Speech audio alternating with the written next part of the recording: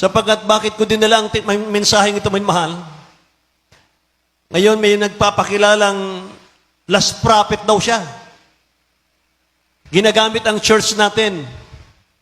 At pinapakilala niya na siya raw po ang kapalit ng ating beloved Honorable Pastor, Walt Estrada Almeda. Ang mahal na pastor daw, end-time prophet. Siya daw, last prophet. Naku, naloko na. Ako po'y na-save sa banal na gawaing ito, 1983. Sa habag at biyaya ng mahal na Panginoon, kilala ko mga mahal yung nakapaligid sa ating beloved Honorable Pastor, Walt Estrada Almeda. Itong taong ito, ni hindi ko nga mangin mahal kilala eh.